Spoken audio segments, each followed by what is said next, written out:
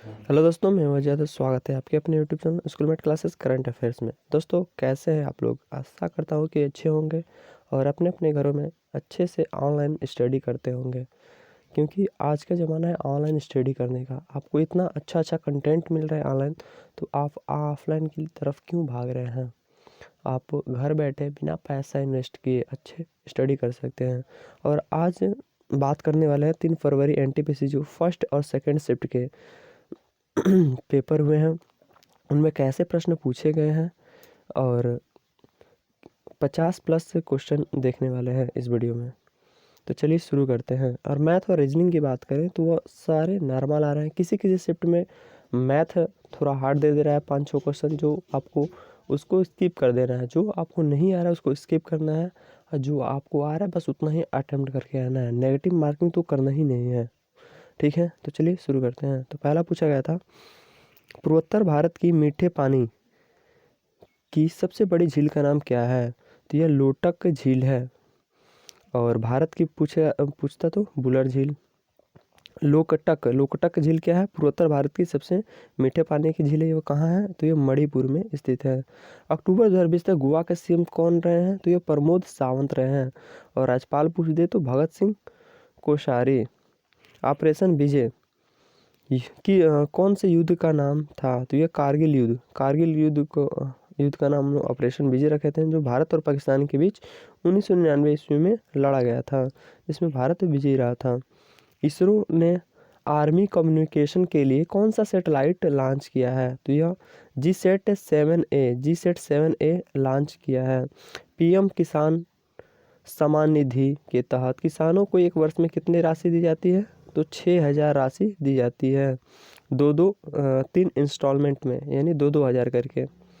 जो हम भी एक किसान परिवार से, हमें भी आता है। और ये कब स्टार्ट किया गया था? तो 24 फरवरी 2019 से प्रारंभ किया गया था। यूनेस्को का वर्तमान अध्यक्ष कौन है? पूछा गया था। तो यूनेस्को के वर्तमान अध्यक्ष आंध्र अजोले हैं। कौन है? आंध्र अजोले हैं। आरबीआई के पहले गवर्नर कौन थे? तो यह सीडी देशमुख थे। भारतीय पूछेगा तो सीडी देशमुख थे। और ऐसे पूछ दे कि आरबीआई के पहले गवर्नर कौन थे? तो यह स्मिथ थे। ईस्ट इंडिया सोसाइटी की स्थापना किसने की थी? तो ईस्ट इंडिया सोसाइटी की स्थापना दादा भाई नौरोजी ने की थी। द लिटिल बैलेंस पुस्तक के लेखक कौन है? तो द लिटिल बैलेंस पुस्तक के लेखक गैलीलियो गैलीली है। द लिटिल बैलेंस पुस्तक के लेखक कौन है? Galileo Galilei.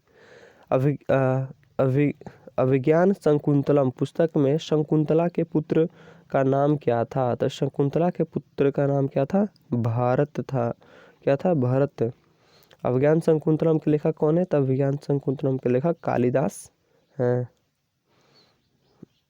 भारत और पाकिस्तान के बीच सीमा रेखा का नाम क्या है? तो भारत और पाकिस्तान के बीच सीमा रेखा का नाम रेड क्लिफ है। क्या है? तो रेड क्लिफ है। और अफगानिस्तान और पाकिस्तान के बीच पूछ दे तो डुरंड है। और सबसे कम भारत का सीमा रेखा किससे लगता है? तो अफगानिस्तान से लगता है। और सबसे ज़्यादा बांग्लादेश से।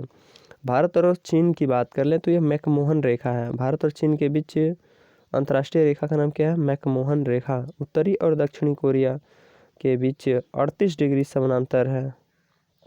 और संयुक्त राज्य अमेरिका में 49 डिग्री समानांतर। फिर पूछा गया था, इलेक्ट्रॉन पर आवेश का मापन सर्वप्रथम किसने किया था? तो किसने किया था? थॉमसन ने किया था। और इसकी खोज कब किया गया था? तो 1897 ईस्वी में किया गया था। पश्चिमी तट को किस नाम से जाना जाता है? पश्चिमी तट को किस नाम से जाना जाता है? तो पश्चिमी तट को कोंकण, एक तो कोंकण नाम से जाना जाता है और एक मालाबार तट के नाम से जाना जाता है। कोंकण तट को महाराष्ट्र और गोवा तट कहा जाता है, और मालाबार तट को केरल और कर्नाटक तट कहा जाता है। दिसंबर 2020 में आईसीसी के दशक best of male cricketers award किसे मिला है? तो विराट कोहली को मिला है। ब्लू फ्लैग सर्टिफिकेट कितने को मिला है? तो यह 8 बीचों को मिला है। ब्लू फ्लैग सर्टिफिकेट किसको मिलता है? तो बीच को मिलता है, जो सबसे स्वच्छ और जो इनके जो रूल है उनको पालन करता है, उन पर खड़े उतरता है, उनको ये दिया जाता है। ओरछा जिसे यूनेस्को ने शामिल किया है, कहाँ है? तो ओरछा कहाँ है? ओरछा मध्य प्रदेश में है। बंगाल गजट क्या है? तो यह पहला अंग्रेजी समाचार पत्र था। समानता का अधिकार किस अनुच्छेद में है? तो यह रिपीट हुआ है फिर से क्वेश्चन, ये 14 से 18 समानता का अधिकार। मलेरिया का पहला टीका किस कंपनी ने बनवाया था? तो उसमें कई कंपनियों का ऑप्शन दिया था, जिसमें सही होगा जे एस के जो कंपनी थी, मलेरिया का पहला टीका बनवाया था। ग्रेफाइट किस से राज्य में सबसे ज़्यादा पाया जाता है? तो ग्रेफाइट अरुणाचल प्रदेश में सबसे ज़्यादा पाया जाता है। इस सिगरेट पर सबसे पहले किस से राज्य ने प्रतिबंध लगाया? तो ये झारखंड राज्य जो था, ई सिगरेट जो इलेक्ट्रॉनिक सिगरेट होती हैं उन पर प्रतिबंध लगाया था। पानीपत का पहला युद्ध कब हुआ था? तो 1526 ईस्वी में। किसके किस बीच हुआ था? तो बाबर और इब्राहिम लोदी के बीच। कल के शिफ्ट में पूछा गया था कि बाबर ने किसको हराया था? तो यह इब्राहिम लोदी को हराया था। फिर चलते हैं 3 फरवरी के सेकेंड शिफ्ट के जितने भी क्वेश्चन हैं इसमें पूछे जाते हैं। फर्स्ट शिफ्ट के क्वेश्चन देख लिए हैं। नाबार्ड का फुल फॉर्म पूछा गया था, तो national bank for agriculture and rural development होता है। हिंदी में राष्ट्रीय कृषि और ग्रामीण विकास बैंक। गवर्नर को गवर्नर जनरल कब बना दिया गया? तो ये 1833 ईस्वी के चार्टर एक्ट के दौरान बंगाल के गवर्नर को भारत के गवर्नर जनरल बना दिया गया था। नीति आयोग के पहले अध्यक्ष कौन थे? तो नरेंद्र मोदी थे। और पहले उपाध्यक्ष पूछ ले तो प्रोफेसर पनगड़िया। कौन थे? प्रोफेसर पनगड़िया थे पहले उपाध्यक्ष। नीति आयोग कब एस्टेब्लिश हुई थी? तो 1 जनवरी 2015 को नीति आयोग का गठन हुआ था। और योजना आयोग कब खत्म हुआ था? यहाँ पर सिर्फ आयोग आया है मिस्टेक से, योजना आयोग होगा। योजना आयोग को कब खत्म किया गया था और इसका जगह पर नीति आयोग का गठन हुआ था? तो योजना आयोग को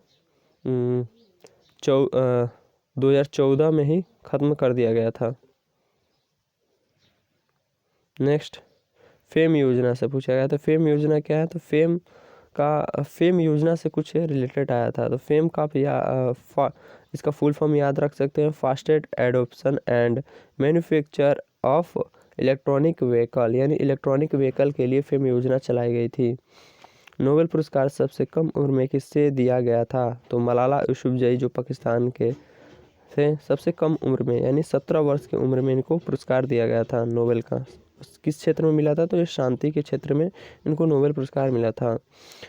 मरुदेश्वर मंदिर कहाँ स्थित है? तो मरुदेश्वर मंदिर दक्षिण भारत का कर्नाटक राज्य में उत्तर कन्नड़ जिले में भटकल तहसील स्थित एक कस्बा है। मरुदेश्वर भगवान शिव का एक नाम है।